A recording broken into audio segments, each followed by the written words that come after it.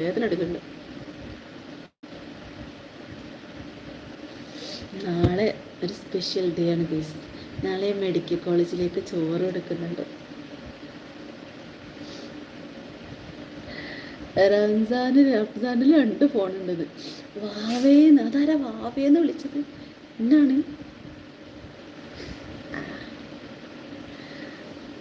ഞാൻ റംസാൻ്റെ കയ്യിൽ 2 ഫോണ്.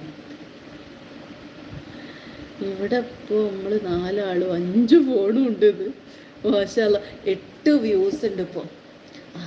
ഞാൻ മെഡിക്കൽ കോളേജിലേക്ക് നാളെ ചോറ് കൊടുക്കുന്നുണ്ട് ഗൈസ്. എൻ്റെ കുറേ നാളത്തെ ആഗ്രഹമാണ് അത്.